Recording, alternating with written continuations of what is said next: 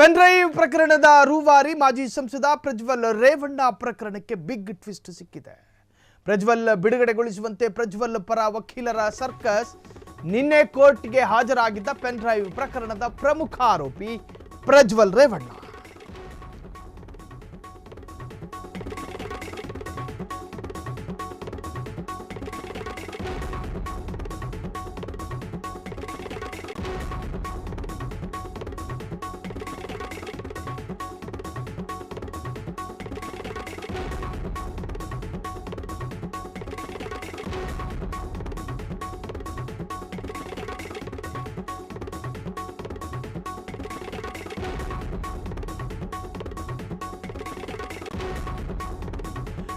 ಹಾಸನದ ಮಾಜಿ ಸಂಸದ ಪ್ರಜ್ವಲ್ ರೇವಣ್ಣರ ವಿರುದ್ಧ ದಾಖಲಾಗಿರ್ತಕ್ಕಂತಹದ್ದು 2 ಪ್ರಕರಣ.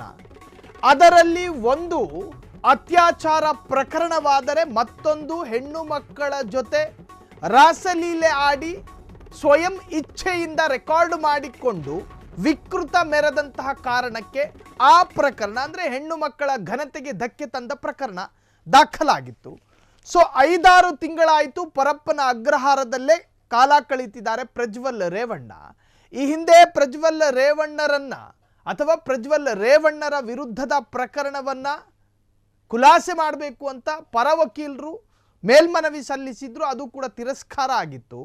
ಜೊತೆಗೆ ಸ್ವತಃ ಪ್ರಜ್ವಲ್ ರೇವಣ್ಣ ತಾನು ಎಸಗಿದ ಕೃತ್ಯವನ್ನ ಸ್ವಯಂ ನಾನೇ ನೋಡಬೇಕು ಆ ವಿಡಿಯೋನ ಅಂತೇಳಿ ಕೋರ್ಟಿಗೆ ಮೊರೆ ಹೋಗಿದ್ರು. ಆದರೆ ಕೋರ್ಟ್ ಅದನ್ನ ನ್ಯಾಯಾಲಯದ ಹೊರಗಡೆ ನಿಮಗೆ ನೋಡೋದಕ್ಕೆ ಅವಕಾಶ ಕೊಡೋದಿಲ್ಲ. ಜೈಲಿನಲ್ಲಿ ಕೂತು ನಿಮ್ಮ ವಿಡಿಯೋವನ್ನು ನೀವೇ ನೋಡಿಕೊಂಡು ಟೈಮ್ ಪಾಸ್ ಮಾಡೋದಕ್ಕೆ ಅವಕಾಶ ಕೊಡೋದಿಲ್ಲ. ನ್ಯಾಯಾಲಯದ ಒಳಭಾಗದಲ್ಲಿ ನೀವು ನೋಡ್ಬೋದು ಅಂತ ಅನುಮತಿ ಕೊಟ್ಟಿತ್ತು.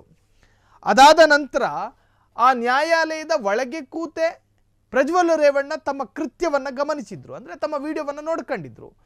ಈಗ ಪ್ರಜ್ವಲ್ ವಿರುದ್ಧದ 2 ಪ್ರಕರಣ ತಾಂತ್ರಿಕವಾಗಿ ಸರಿ ಇಲ್ಲ.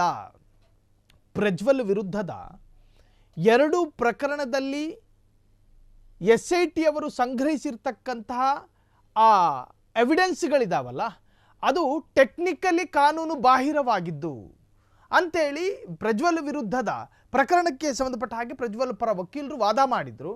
ಹಾಗಾಗಿ ಪ್ರಜ್ವಲ್ ಬಿಡುಗಡೆಗೆ ಸೂಕ್ತವೆಂದು ವಕೀಲರ ವಾದ ಇತ್ತು.